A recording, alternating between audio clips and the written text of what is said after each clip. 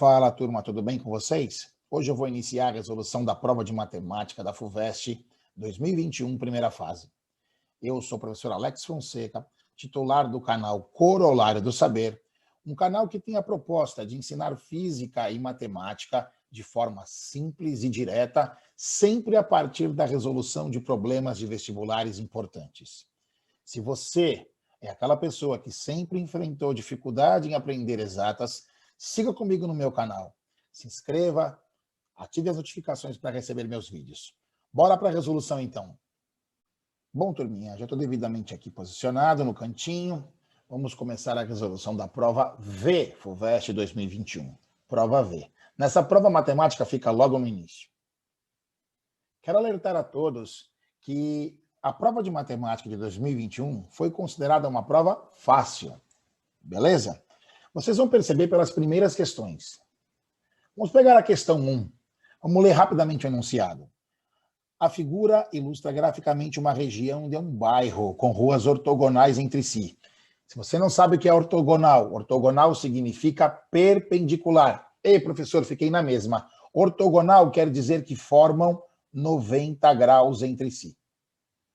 Pronto, aprendemos palavrinhas novas. Ortogonal é sinônimo de perpendicular, ou seja, que formam 90 graus entre si. Bora para o enunciado de novo. Então, a figura ilustra graficamente uma região de um bairro com ruas ortogonais entre si. O ponto X indica um condomínio residencial e o ponto Y indica a entrada de um parque. 3 moradores realizam caminhos diferentes para chegar ao ponto Y, partindo do ponto X. Ou seja, todo mundo sai do ponto X e vai para o parque. Todo mundo sai do condomínio residencial que está no ponto X e vai para o parque que está no ponto Y. Se A, B e C representam as distâncias percorridas por esses moradores nesses caminhos, é correto afirmar que... Ora, gente, ele está querendo que você compare se o caminho A é igual ao caminho B, que é igual ao caminho C, ou se o caminho B é igual ao C, que é menor que o A. Ele quer que você compare os caminhos. Neste caso, basta contar quadradinhos. Ah, professor, mas se fossem muitos quadradinhos para contar? Aí tem um truque. Vejam que nas linhas B e C, os movimentos são sempre à direita ou para baixo. Se os movimentos forem sempre repetidos nos dois caminhos, por exemplo, sempre para a direita ou para baixo, a quantidade de quadradinhos sempre será a mesma. Vamos contar para ver? Vamos contar aqui, eu vou marcar para vocês verem. Ó. Partindo de X pelo caminho B, eu tenho 1 quadrado, 2, 3, 4, 5, 6, 7, 8, 9, 10, 11, 12, 13, 14, 15, 16. Notem que só ocorreram movimentos à direita e para baixo. Agora vamos para o caminho C. Para o caminho C, nós temos 1, 2, 3, 4, 5, 6, 7, 8, 9, 10, 11, 12, 13, 14, 15, 16 quadrados também. Também só tivemos movimentos para baixo e para a direita. Sempre que isso ocorrer numa malha quadriculada, num papel quadriculado, as distâncias percorridas serão as mesmas. Os caminhos terão os mesmos comprimentos.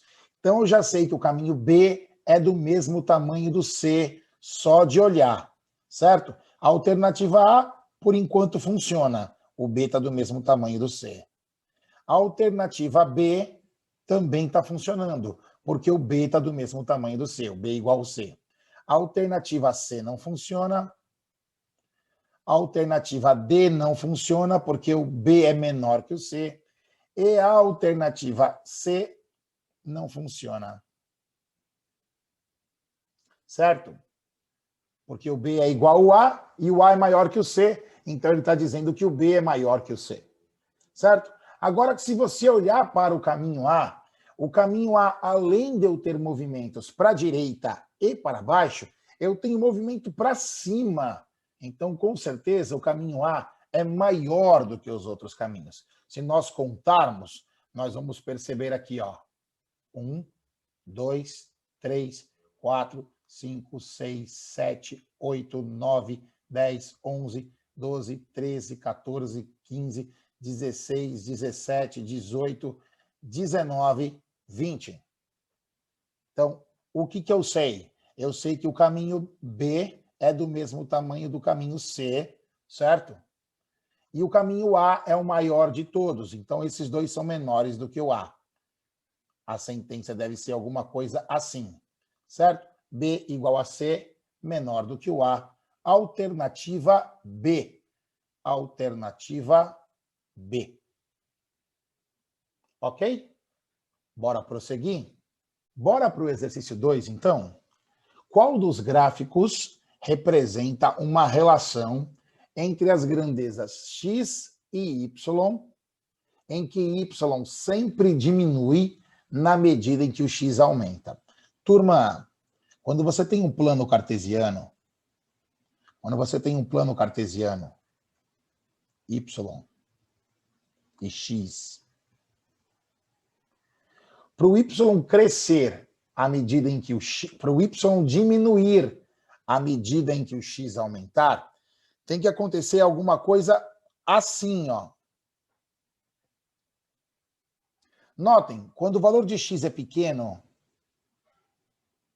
eu tenho o valor grande de y. Primeiro valor de x, vou chamar aqui, ó, de primeiro valor de x e o primeiro valor de y correspondente. Notem que quando o primeiro valor de x é um número pequeno, mais próximo do zero, o valor do y é grande. Quando eu aumento o valor de x, vamos pegar um segundo valor aqui, ó, um segundo valor, ó, maior, eu subo, bato no gráfico e rebato aqui, ó. Eu vou chegar no segundo valor de y. Você percebeu que o x está mais distante do zero e o segundo valor de y está mais próximo do zero? Quer dizer que o x está aumentando e o y está diminuindo.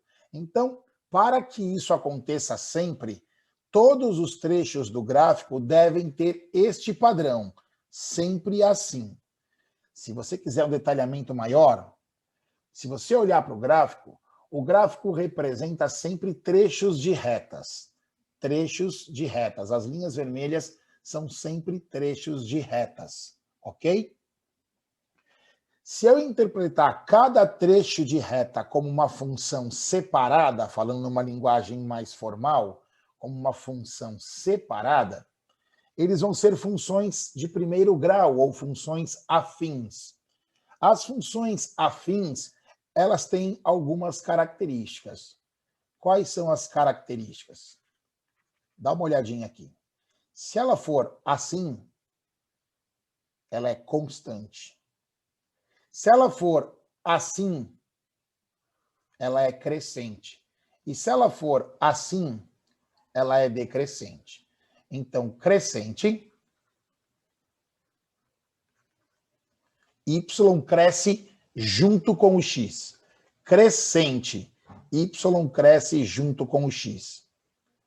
Constante, o x cresce e o y mantém sempre o mesmo valor. Decrescente.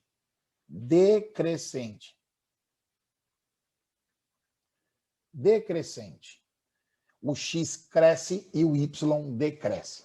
Se eu olhar para o gráfico A, ele é uma constante, então o x está crescendo e o y é sempre o mesmo, esse não serve.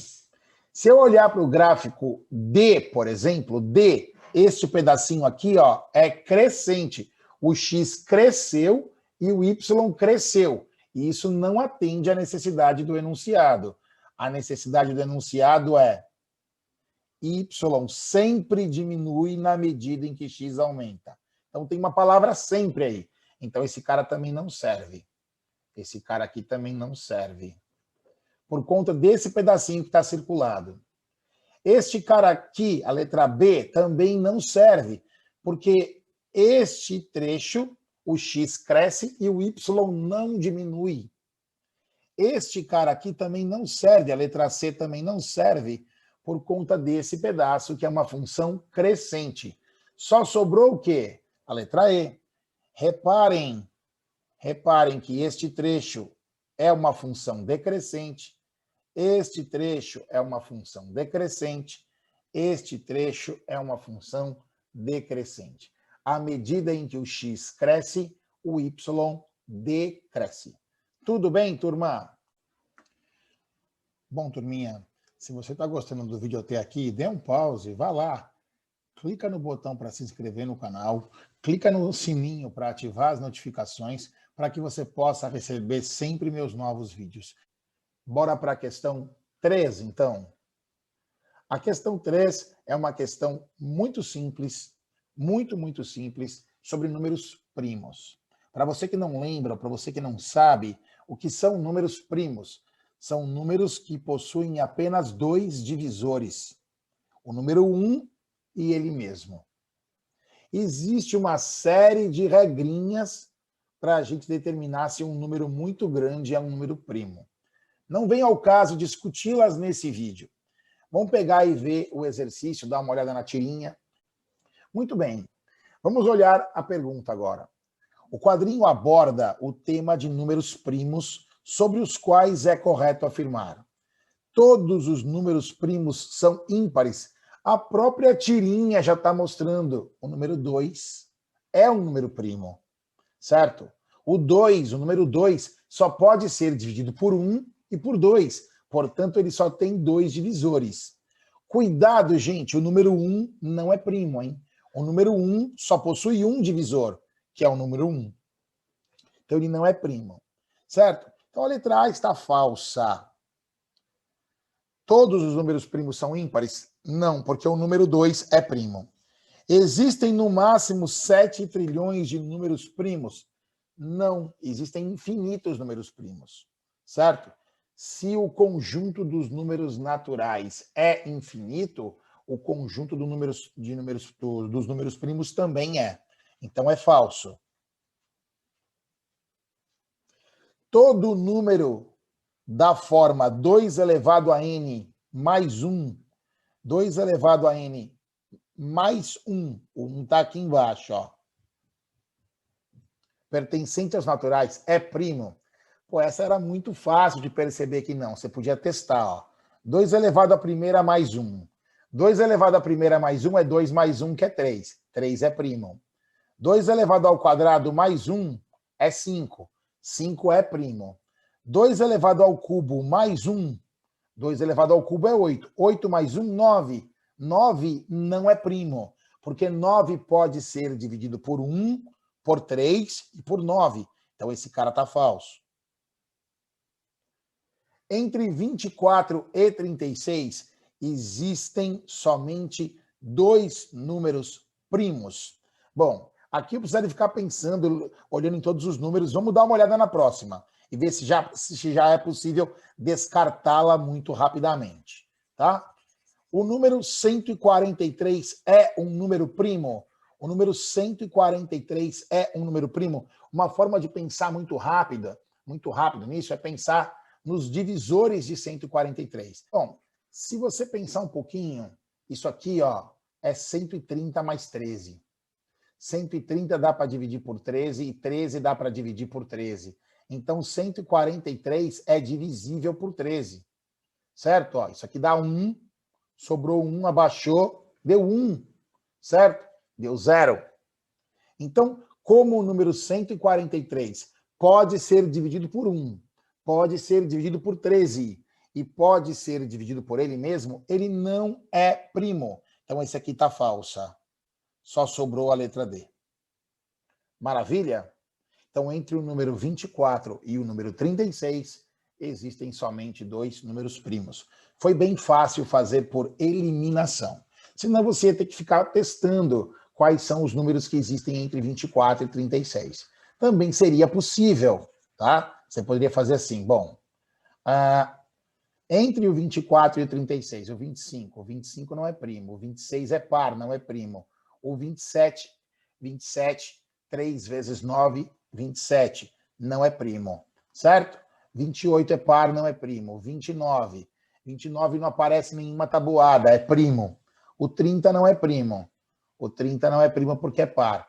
O 31. O 31 não aparece em nenhuma tabuada, é primo. O 32 não é primo porque é par. O 33 não é primo porque é divisível por 11.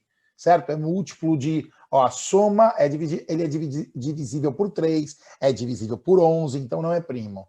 O 34 é par, não é primo.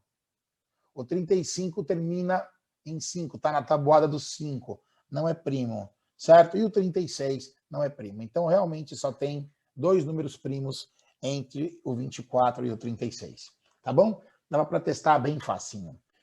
Bom, pessoal, o vídeo já está ficando bastante longo. Eu vou ficar por aqui. Lembre-se, inscreva-se no canal, deixe um like se você gostou, compartilhe nas suas redes sociais, ative as notificações para que você possa sempre receber meus novos vídeos. Por hoje é só. Fiquem com Deus. Tchau, tchau. Tchau, tchau.